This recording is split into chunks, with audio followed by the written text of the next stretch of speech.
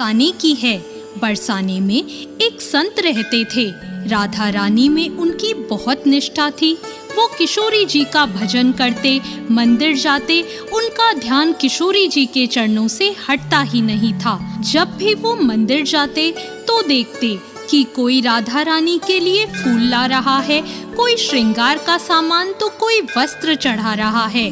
वो सोचते सभी राधा रानी के लिए कुछ ना कुछ जरूर लेकर आते हैं, पर मैं कैसा भक्त हूँ कि मैंने आज तक राधा रानी जी को कुछ दिया ही नहीं। ये बात उनके मन में घर कर गई। उन्होंने सोचा मैं राधा रानी को एक पोशाक भेंट करूँगा। अब वो संत राधा रानी के लिए पोशाक बनाने में लग गए। वो उस पोशाक को दिन रात एक करके बनाने लगे और 1 महीने के बाद उन्होंने वो पोशाक तैयार कर ही ली। वो पोशाक बहुत ही सुंदर बनी थी। अब वो उस पोशाक को लेकर बरसाने मंदिर की सीढ़ियों पर राधे राधे कहते हुए चढ़े जा रहे थे। वो बहुत खुश थे। उस पोशाक को राधा रानी को जो देना चाहते थे, लेकिन राधा रानी की तो कुछ और ही इच्छा थी। जब आधा रास्ता पार हो गया तब वहाँ एक छोटी सी लड़की आई और महात्मा जी से बोली, बाबा बाबा कहाँ जा रहे हो? महात्मा जी बोले, लाली मैं श्री जी के दर्शन के लिए जा रहा हूँ। वो बोली, अच्छा बाबा ये आपके हाथ में क्या है? बाबा बोले, बेटी मैं किशोरी जी के लिए ये पोशाक भेंट में लेकर जा रहा हूँ।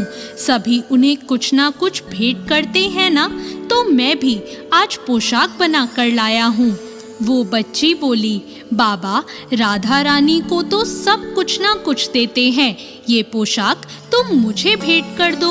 उनके पास तो बहुत सारी पोशाक हैं, इसलिए बाबा ये वाली पोशाक मुझे दे दो। महात्मा जी बोले, ना बेटी ना, ये पोशाक मैंने बड़ी मेहनत से बनाई है, मैं बाजार से तेरे लिए दूसरी ला दूंगा। अब वो बच्ची जिद करने लगी। महात्मा जी का हाथ पकड़ लिया, नहीं बाबा मुझे तो ये वाली ही चाहिए। अब महात्मा जी भी जिद करने लगे, ना बेटी मैं तुझे नहीं दे सकता। इतने में वो लड़की महात्मा जी से वो पोशाक छीनकर भाग गई।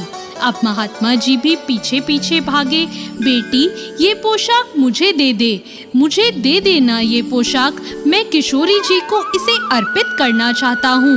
वो बच्ची उनकी पकड़ में नहीं आई तो महात्मा जी दुखी होकर मंदिर की सीढ़ियों में बैठकर रोने लगे।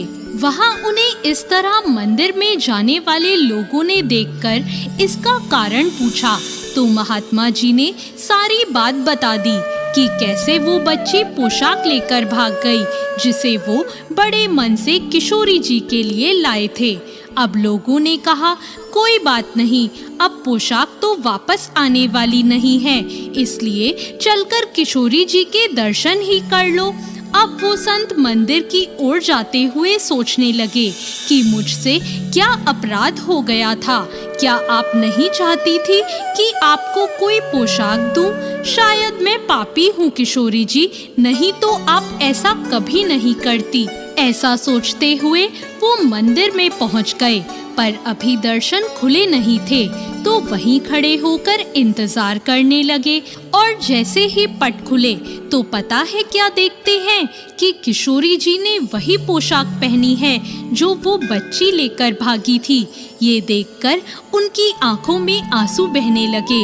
वो बोले, किशोरी जी मैं ये पोशाक आपके लिए ही तो ला रहा था, क्या आपसे इतना भी सब्र नहीं हुआ कि आप मुझसे ये छीन कर ले गई? उन्हें एक आवाज आई, बाबा तुमने इतने प्रेम से इतने दिनों तक मेहनत करके ये पोशाक बनाई, ये सिर्फ एक पोशाक नहीं है बाबा, इसमें तो तेरा प्रेम है और प्रेम को पाने के लिए तो दौड़ना पड़ता है। बाबा आज तेरे इस प्रेम के लिए मुझसे सब्र नहीं हुआ, इसलिए मैं दौड़कर आ गई।